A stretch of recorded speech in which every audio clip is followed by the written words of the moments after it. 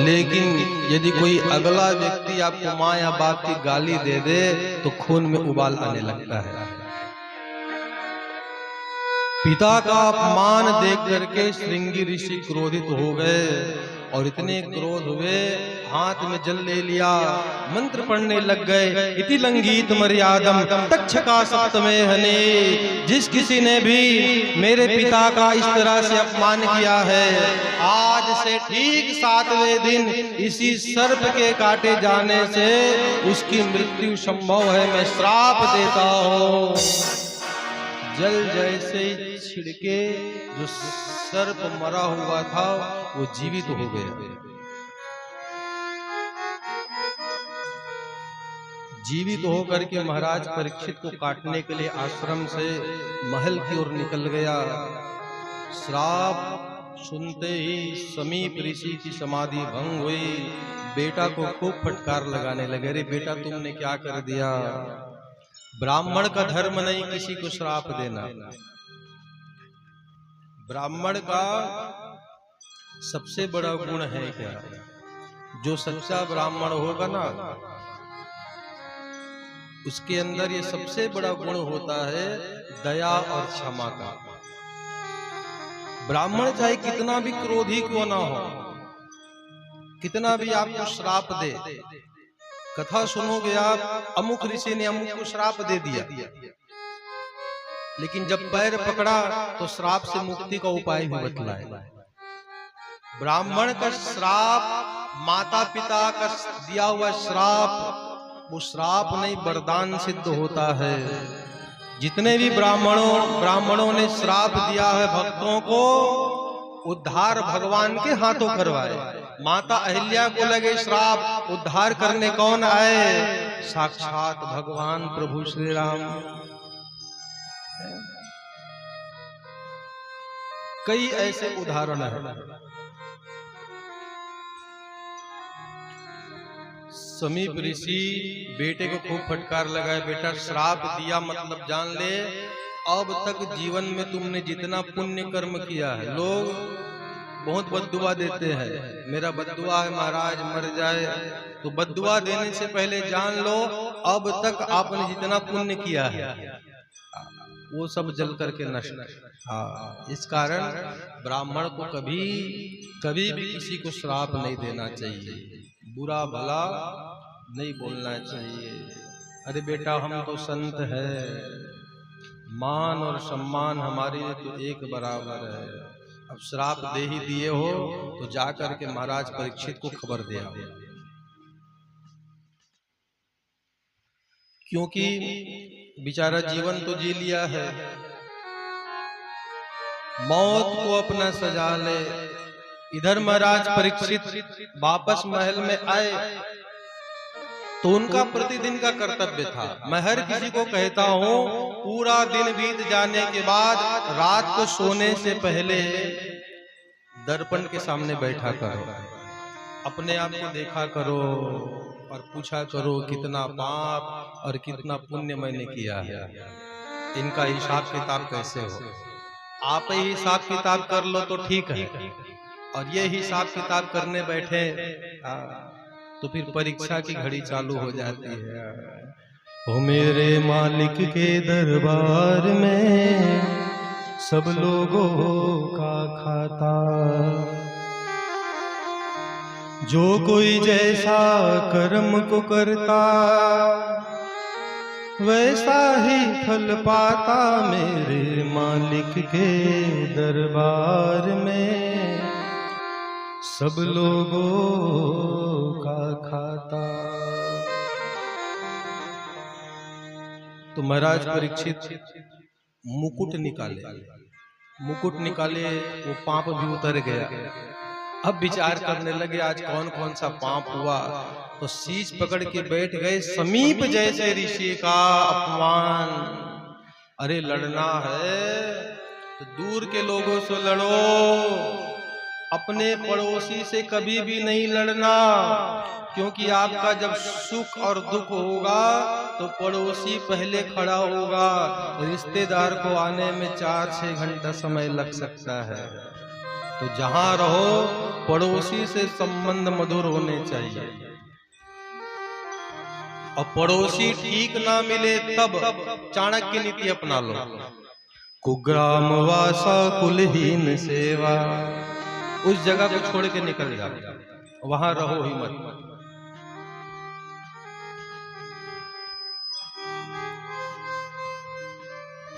तो समीप जैसे ऋषि का अपमान हुआ है, इसके लिए तो मुझको मृत्यु दंड ही मिलना चाहिए। बस सोच ही रहे थे कि वो ऋषि कुमार आ गए।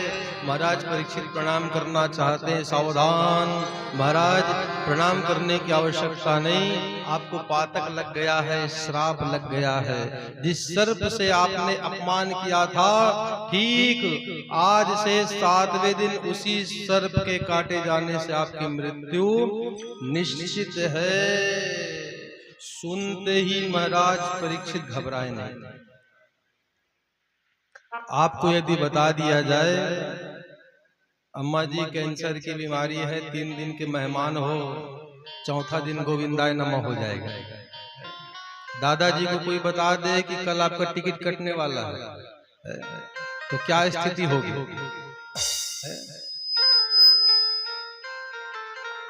लोग अपने आप को संभाल नहीं पाएंगे। लेकिन महाराज परीक्षित अपने आप को संभाले। कैसे संभाले? उसी क्षण पत्नी का त्याग, घर का त्याग, गृह लक्ष्मी, अन्न लक्ष्मी, धन लक्ष्मी, सब का त्याग कर दिए। और दूसरे दिन प्रातः होते ही महाराज परीक्षित कहाँ पहुंचे? गंगा नदी के तट पर। राधे राधे बोलना पड़ेगा।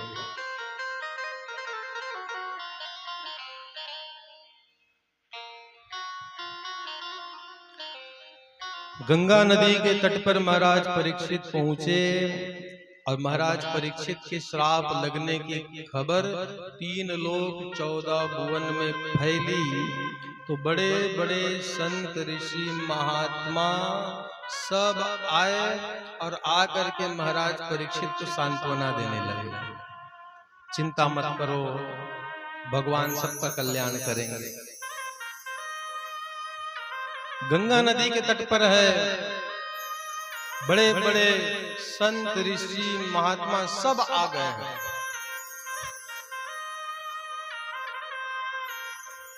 सबसे एक ही प्रश्न पूछे,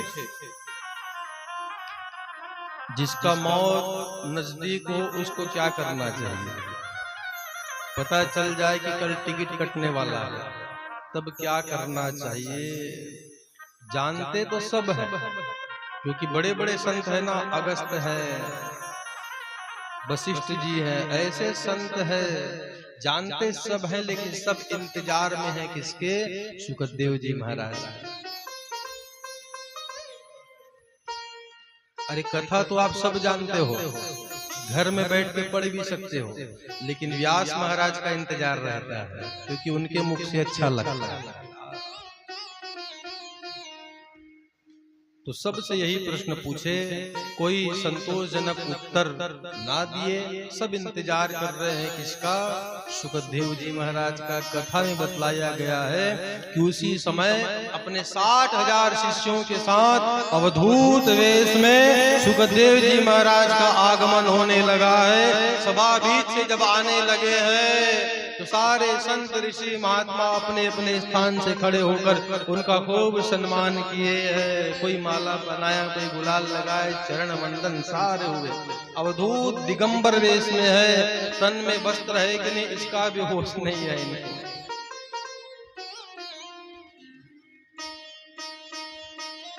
सुखदेव जी महाराज आए और महाराज परीक्षित ने देखा। महाराज परीक्षित भी दौड़ पड़े और जैसे चरण वंदन किए हैं, सुखदेव जी अपना वर्ण मुद्रिका परीक्षित के शीश पर रखे तो डायरेक्ट ब्रह्म संबंध होने लगा। चारों ओर वही मूर्ति दिखने लगी जो गर्भ के अंदर सुदर्शन चक्र लेकर महाराज परीक्षित की रक्षा किए थे। वही भगवान कृष्ण चारों ओर दिखने लगे हैं। महाराज परीक्षित जान गए यही है जो मेरी मृत्यु को सजा सकते हैं। परम गति मुझे प्रदान कर सकते हैं। महाराज उनके चरण को पकड़ लिए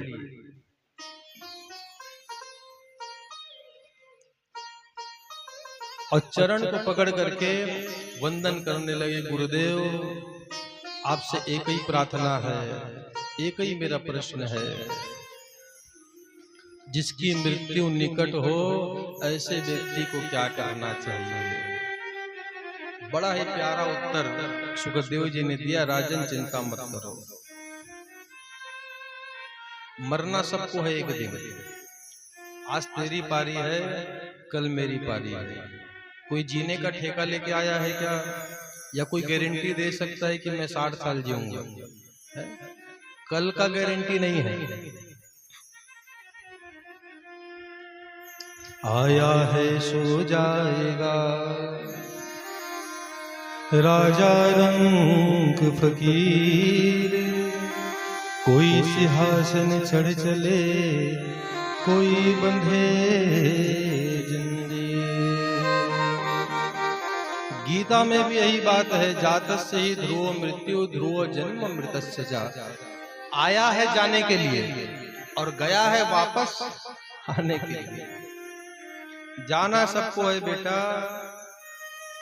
लेकिन जब मौत सामने आए तब क्या करना?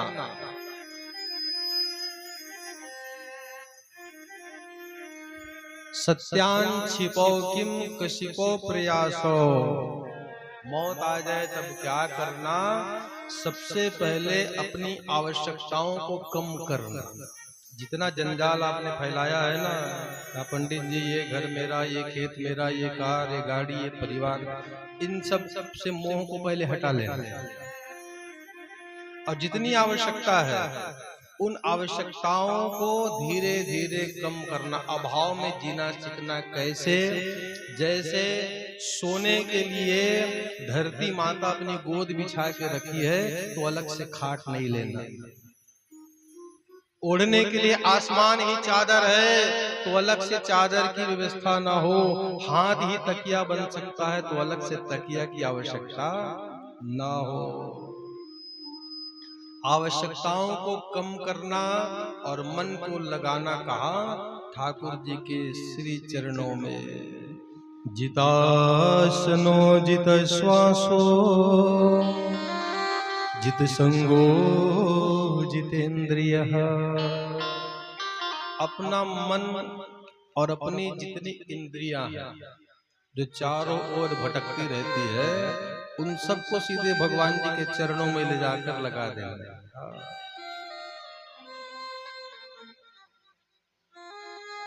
अपना सब कुछ भगवान के चरणों में सौंप देना। तू घबरा मत महाराज, कितना समय है तेरे पास? कहीं 7 दिन तो बहुत है। एक थे महाराज खटवांग, जिनको 2 घड़ी अर्थात 48 मिनट पहले पता चले कि नंबर लगने वाला है। देवताओं ने कहा 2 घड़ी है महाराज, तो 1 घड़ी में स्वर्ग का खूब सुख भोगे और दूसरा घड़ी में बुला बुला करके सबको दान कर दिया। तो 2 घड़ी में ही मुक्ति को पा गए। तो चिंता मत कर परीक्षित, तेरे पास तो 7 दिन है। और मैं कहता हूँ इन 7 दिनों में भगवान तुझको साक्षात दर्शन दे देंगे, तेरी मुक्ति हो जाएगी। महाराज परीक्षित धन्य हो गए। सुखदेव जैसे गुरु को प्राप्त करके उच्चासन पर बैठा ले और बैठाल करके खूब पूजन करने लगे हैं। बोले सुखदेव जी भगवान की। जो शरण गुरु की आया, इहलोक सुखी परलोक सुखी। जो शरण गुरु की आया, इहलोक सुखी परलोक सुखी। जो शरण गुरु की आया, इहलोक सुखी परलोक सुखी। शरण गुरु की आया, इहलोक सुखी परलोक सुखी। जो शरण गुरु की आया, इहलोक सुखी परलोक सुखी। जो शरण गुरु की आया, इहलोक सुखी परलोक सुखी। गुरु की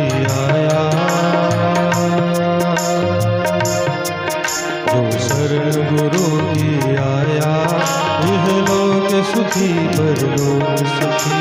शरण गुरु की आया, यह लोक सुखी परलोक सुखी। रामायण में शिव जी कहते, रामायण में शिव जी कहते, भागवत में सुखदेव जी कहते, भागवत में सुखदेव जी कहते, गुरुवाणी में नानक कहते, गुरुवाणी में नानक कहते। जिसने गुरु को अपनाया,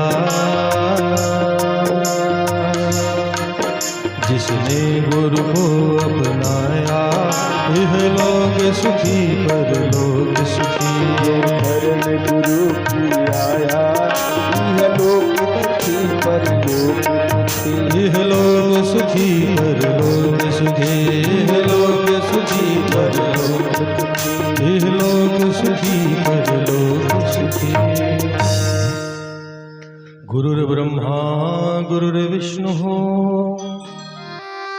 गुरुर्देवो महेश्वरः। गुरु साक्षात् परम ब्रह्मा तस्मै श्री गुरुवे नमः। खूब बढ़िया पूजन किए। तो जितने देवता थे सबको लोभ भया कि ये कथा परीक्षित को सुनाने जा रहे हैं, कथा कहीं हमें सुना देते। तो देवताओं के मन में लोभ जागे, तो सारे देवता के स्वर्ग और अमृत का एक घड़ा लेकर के आए। महाराज सुखदेव जी के सामने रखे, कहा गुरुदेव एक काम आप करिए, परीक्षित के मन में भय है कि सर्प के काटे जाने से मुक्ति नहीं होगी, तो ये अमृत पिला दीजिए परीक्षित को। सर्प तो काटेगा लेकिन मरेगा नहीं, और कथा रूपी अमृत हमको दे दीजिए। सुखदेव जी ने सोचा, मैं जिसको कथा सुनाने जा रहा हूं वो कथा के लायक है कि नहीं। लायक व्यक्ति को ही कथा सुनाना, इस कारण कहता हूं अच्छे श्रोता और अच्छे वक्ता का चयन करना चाहिए।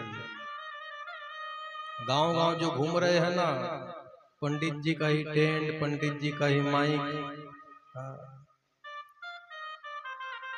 कभी ऐसा गलत काम नहीं करना।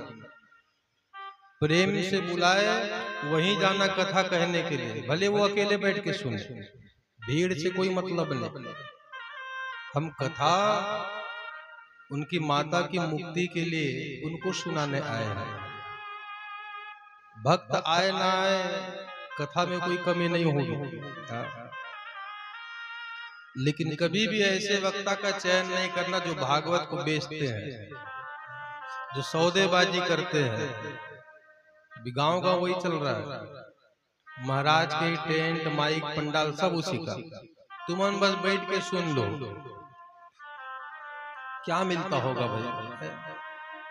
कई जगह भागवत में गए हैं, दान पेटी में ले दे के 15 से 20 हजार रुपए। अब 50 हजार तो टेंट वाले को देना है, वो कहां से देगा बेचारा। तो ऐसा काम कभी नहीं करना। राधे राधे बोलना पड़ेगा।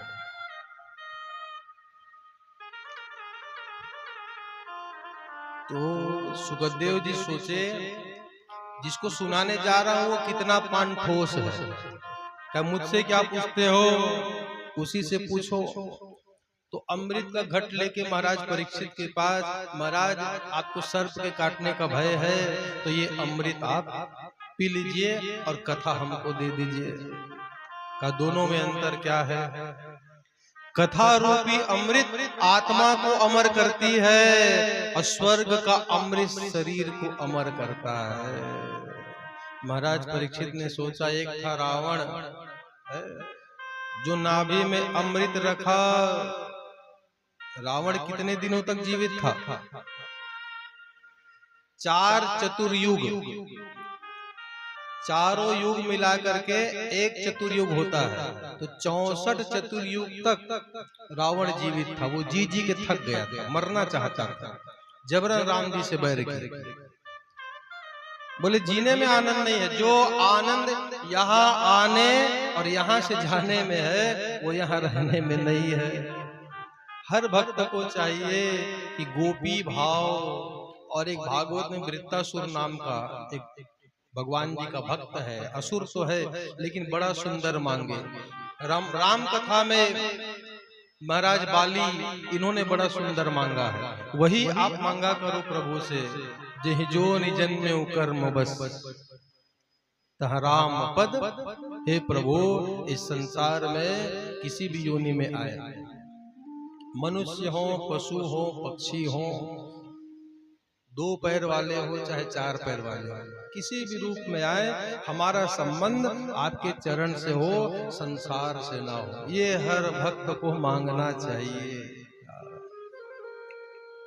बाली ने भी मांगा, भागवत में चित्रकेतु वृत्तासुर इन्होंने ही मांगा, ननाक पृष्ठम न चपार मेष्टम, न अष्ट सिद्धि चाहिए न नवनिधि चाहिए, कुछ भी नहीं चाहिए प्रभु, बस अंत समय और जब तक इस धरती पर है आपके चरण का दर्शन होता रहे।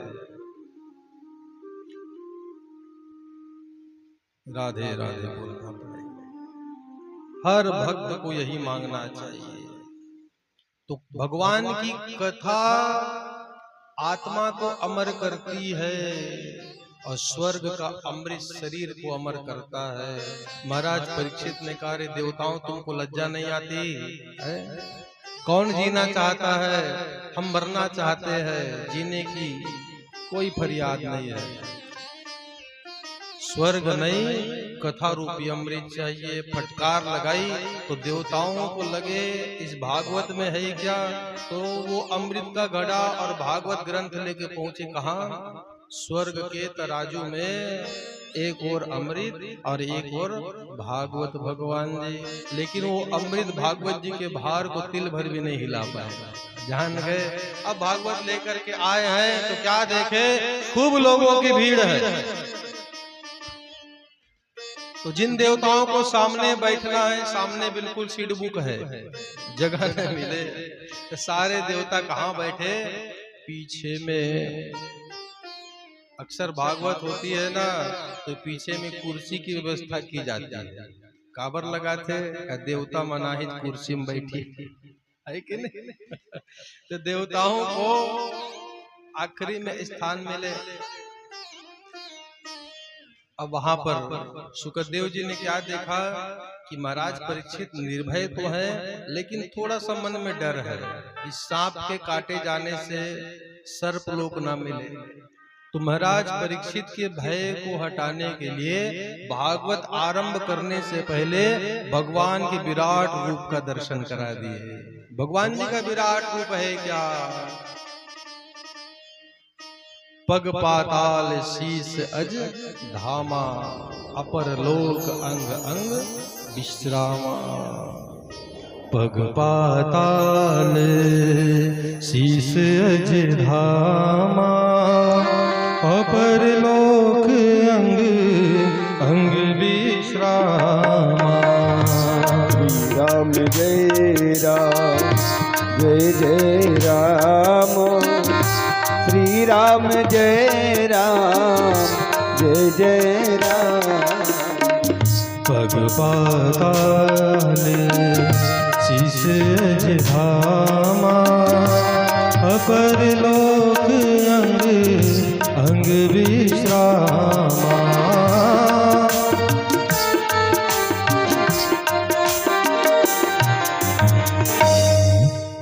भगवान जी का स्वरूप है कैसा? 1000 शीश, 1000 भुजा, 1000 नेत्र। लगा लीजिए संपूर्ण सृष्टि में भगवान है, और सारी सृष्टि भगवान में समाई है, क्योंकि भगवान जी के रोम रोम में अनंत अनंत ब्रह्मांड छिपे हुए हैं। दोनों भाव है, सारी सृष्टि में भगवान है या सारी सृष्टि भगवान में ही समाई है। तो विराट रूप का कथा कहने का एक तात्पर्य और था कि यदि कोई व्यक्ति डरा हुआ हो, किसी दमदार व्यक्ति के सामने ले जाओ और उसका संरक्षण मिल जाए तो उसका भय समाप्त हो जाता है। विराट रूप का कथा बताते ही महाराज परीक्षित का भय समाप्त। अब यहाँ से भागवत कथा आरंभ हो रही है। श्री कृष्ण गोविंद हरे मुरारे, हे नाथ नारायण वासुदेव। श्री कृष्ण गोविंद हरे मुरारी, हे नाथ नारायण वासुदेव। हे नाथ नारायण वासुदेव, हे नाथ नारायण वासुदेव। हे नाथ नारायण वासुदेव, हे नाथ नारायण वासुदेव। श्री कृष्ण गोविंद हरे मुरारी, हे नाथ नारायण वासुदेव, हे नाथ नारायण वासुदेव। जब जब भजन गायना तो खूब गाया करो। क्यों गाया करो? कलयुग में यही सार है। भजन गाने से होता क्या है, जितनी पाप की गठरी है ना वो सिर से उतर जाती है। तो एक ने आकर के पूछा, पंडित जी भजन गाने से पाप की गठरी उतर तो जाती है लेकिन जाती कहाँ है? तो बोले जो कथा में आकर के भी चुपचाप बैठा हो, भजन में न ताली बजाए न साथ में भजन गाए, तो भगवान वो पाप की गठरी उसके सिर में ले जाकर रख देते। इस कारण बिना बोले थोड़ा सा, एक तो मैं भजन ज्यादा करता है, भजन होता भी है जो 2 मिनट के लिए, ज्यादा नहीं, क्योंकि सब्जी में जितना नमक मिर्ची चाहिए उतना ही डालो तो स्वाद आता है। ज्यादा डाल दो तो फिर वो मिठाता नहीं है कि नहीं? तो अब यहाँ से कथा आरंभ है। सुखदेव जी कहते हैं कि यही भगवान विराट रूप में एक बार सो गए। कब तक सोए? 1000 चतुर्युग तक। इतने दिनों तक भगवान जी सोए हैं। किसमें? क्षीर सागर में। क्षीर सागर में 1000 वर्ष तक भगवान जी सोए। नींद खुली और जैसे ही आंख खुले तो भगवान जी के नाभि से एक कमल का दल प्रकट हो गया।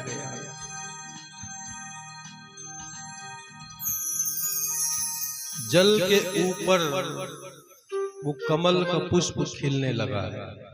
कमल का पुष्प जैसे खिला, उसमें एक देवता प्रकट हुए। नाम पड़े ब्रह्मा। जब ब्रह्मा जी प्रगटे तो एक ही सिर, तो एक सिर वाले ब्रह्मा चारों दिशाओं में देखने लगे, मैं कौन हूं, कहां से आया हूं, क्या मेरा काम है। चारों दिशा में देखे तो एक सिर वाले ब्रह्मा जी का हो गए 4 सिर। कुंभे चतुर्मुखो ब्रह्मा सत्यलोके पितामह। भागवत सुनने आए हो तो बार बार मैं कहता हूँ 3 बातों का जरूर विचार करना। मैं कौन हूँ, क्यों आया हूँ और क्या मेरा काम है। यही अध्यात्म ज्ञान है, और अलग से ज्ञान लेने की आवश्यकता नहीं। तो ब्रह्मा जी अपने जन्मदाता को ढूंढने लगे तो ऊपर देखा तो आकाश ही आकाश है। बोले जाए तो जाए कहाँ भैया। वही कमल नाल में अंदर प्रवेश किए। कई 1000 किलोमीटर, न आर दिखे न पार। वापिस आके थक करके बैठ गए तो आकाशवाणी हुई, तपः कुर्यात् तपः कुर्यात्। ब्रह्मा जी यदि ये ज्ञान चाहते हो कि मैं कौन हूँ, कहाँ से आया हूँ, क्या मेरा काम है, तो आपको तपस्या करनी होगी। आकाश से ओमकार मंत्र गुंजायमान होने लगा। ब्रह्मा जी उसी को मंत्र मान करके कई हजारों वर्षों तक तपस्या किए।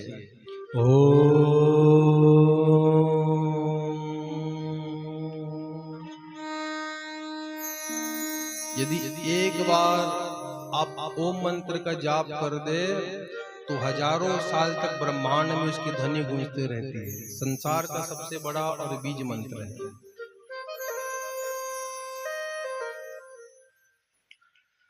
24 घंटा में कम से कम 24 मिनट इस मंत्र का यदि आप जाप करते हैं तो धीरे धीरे अपने श्वास में विजय प्राप्त कर लेंगे। आप लोग सुनते हैं ना, हिमालय में अभी भी 300 साल के 400 साल के साधु संत जीवित हैं। कैसे जीवित हैं? यही ओमकार मंत्र की साधना से अपने प्राण में विजय प्राप्त कर लिए। और जब यमराज लेने आते हैं तो प्राण को उड़ा देते हैं, उनको मिलता नहीं। उनके जानने के बाद फिर से शरीर में प्रवेश कर जाते हैं। सबसे बड़ा मंत्र है। वैज्ञानिक भी अमेरिका में ओमकार मंत्र के ऊपर खूब रिसर्च कर चुके हैं। ओमकार का यदि मंत्र नित्य जाप करते हैं तो जिनको माइग्रेन का प्रॉब्लम है, मेरा भी टोटका सुन लो थोड़ा सा।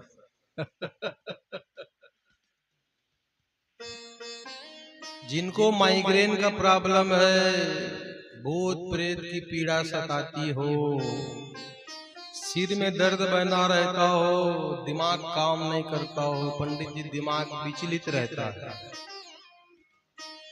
तो 24 मिनट कम से कम बैठ के ओमकार मंत्र का जाप जरूर करना। सारी समस्या धीरे धीरे दूर हो जाएगी। राधे राधे बोलना पड़ेगा। तो 1000 वर्षों तक ब्रह्मा जी तपस्या किए। फल क्या हुआ? साक्षात भगवान महाविष्णु प्रकट हो गए। ब्रह्मा जी देखकर जान गए यही मेरे जन्मदाता है। का प्रभु आदेश का ब्रह्मा जी आपकी तपस्या से प्रसन्न हो। आज आप जान गए कि मैं कौन हूँ। पूछना आप कौन है, अंदर से आवाज आएगी मैं आत्मा हूँ। ये तो हाथ है, पैर है, नाक है, कान है, शरीर है।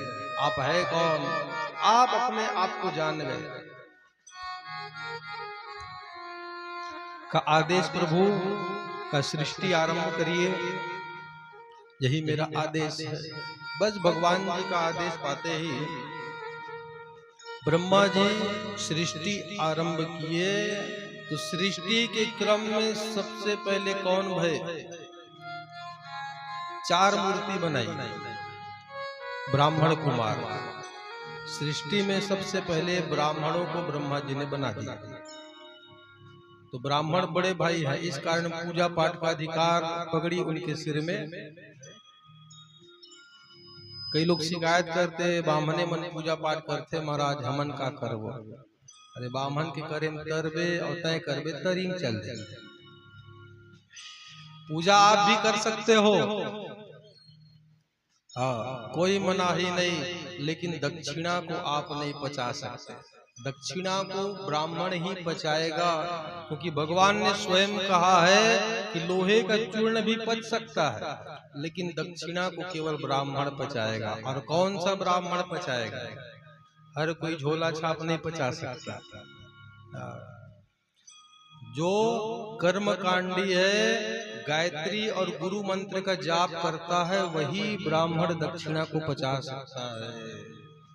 बाकी फिर गोविंदाय नमः।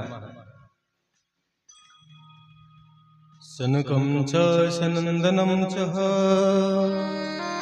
सनातन मथात्मभो। सनक, सनंदन, सनातन और सनत कुमार 4 भाई है। ब्रह्मा जी ने कहा बेटा जाओ और जा करके शादी कर लो। कहा बाबा कैसी बात करते हो, हम और विवाह ब्रह्मचारी जैसे विवाह करेंगे माया करंडी नरकस्य हंडी। संसार में आप सबसे बच सकते हो, लेकिन नारी के तिरछे नयन ने यदि आपको डस दिया, किसी ने आपको आंख मार दी या प्रेम से आपकी ओर देख लिए, वो बीमारी की कहीं दवा नहीं है।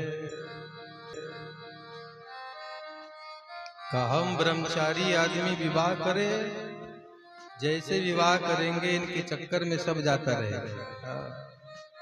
पिताजी हम विवाह नहीं करने वाले।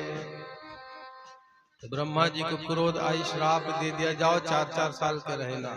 वो राधे राधे बोलना पड़ेगा। तो ब्रह्मा जी ने कहा बेटा बिहाव कर लो।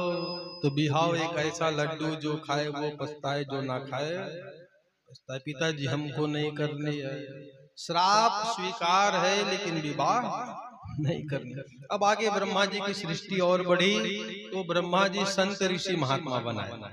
किसको बनाए? मरीचि अत्रि अंगिरस हो पुलस्त्या पुलह क्रतु हो भृगुर्वसिष्ठो दक्षस्य दशमस्तत्र नारदः।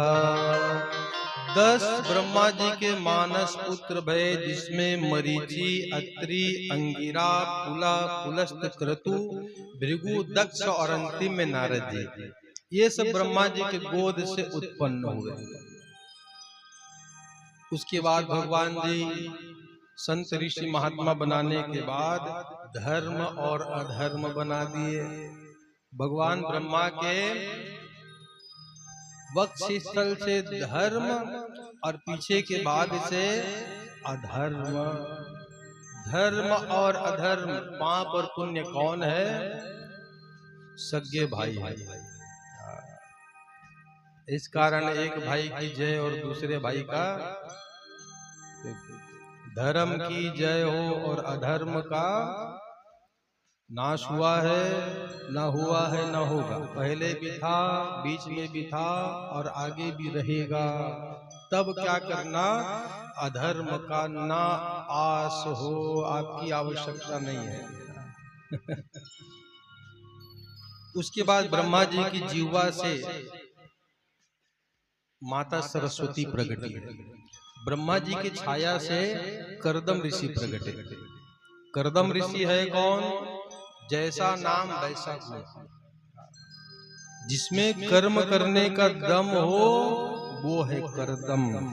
धीरे धीरे ब्रह्मा जी की सृष्टि बढ़ने लगी। पशु पक्षी जलचर थलचर नभचर पूरे प्राणी बनाने लगे, लेकिन कोई भी सृष्टि टिकाऊ न हो। काहे टिकाऊ न होए? नारायण नारायण ये जाए और सबके कान को भरे कि शादी नहीं करना साधु बन जाओ, शादी नहीं करना साधु बन जाओ। बोले ये सब जंजाल है। और पहले जाके नारद जी भड़का दे तो सब के सब साधु। तो ब्रह्मा जी सोचे सृष्टि टिकाऊ नहीं है, तो सृष्टि को टिकाऊ करने के लिए क्या बनाए? मोह बनाए। मोह, मोह है क्या? गोस्वामी जी ने मानस में लिखा है, अरे मैं अरु मोरे तोर तय माया, मैं मेरा तय तेरा, ये मेरा, ये मेरा, यही मोह है। मोह बनाए तो लोगों को एक दूसरे से प्रेम होने लगा, मोह होने लगा, तो सृष्टि थोड़ी फिर भी उतनी टिकाऊ ना होए। तो ब्रह्मा जी ने सोचा ऐसे में नहीं, संतुलन बराबर चाहिए। तो संतुलन बराबर करने के लिए एक नर और एक नारी का जोड़ा प्रकट कर दिए। किनको प्रकट किए? स्वयंभू मनु हरुषत रूपा श्री राम जय राम जय जय राम। स्वयंभू मनु हरुषत रूपा श्री राम जय राम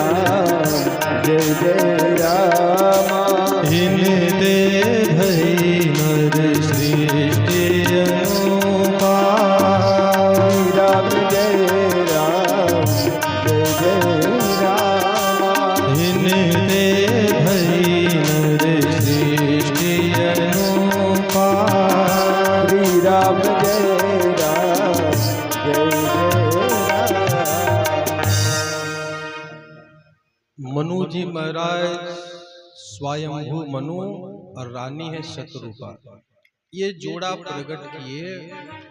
अब तक जो सृष्टि थी ब्रह्मा जी की वाणी सृष्टि थी, बस मुंह से बोले और मूर्ति प्रकट हो जाए। यहाँ से मैथुनी सृष्टि आरंभ हो गई। बढ़िया, दोनों का विवाह करवाए। विवाह के बाद गृहस्थ जीवन में मनु जी महाराज के 2 पुत्र हुए, जिनका नाम था प्रियव्रत और उत्तानपाद। 3 पुत्री हुई, आकुति, देवहूति और प्रसूति। तो भागवत कथा में पहले जो 3 कन्या हुई, इनके वंश का वर्णन है। 3 कन्याओं में जो आकुति है उनका विवाह रुचि प्रजापति के साथ, और जो प्रसूति है उनका विवाह दक्ष प्रजापति के साथ, और जो दिव्य कन्या थी जिसका नाम था देवहूति, इसके लायक वर न मिले। अब गृहस्थ में जब अपनी बिटिया रानी के जैसा सुंदर वर न मिले तो माता पिता को चिंता। जिस दिन से बेटी आती है ना, उसी दिन से माता पिता के मस्तक में चिंता की लकीर भी आ जाती है। कैसा दामाद मिलेगा, घर कैसा होगा, ये माता पिता को चिंता सताती है। लेकिन अक्सर देखा गया है कि जोड़ी बराबर नहीं मिलती।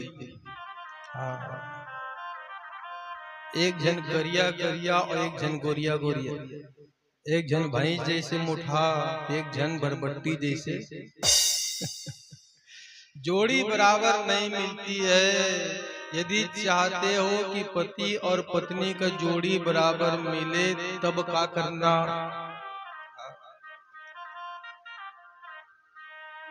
जितनी लड़कियां बैठी हैं कुंवारी कुंवारी, उनको चाहिए शादी से पहले सोमवार का व्रत रखे। कितना सोमवार?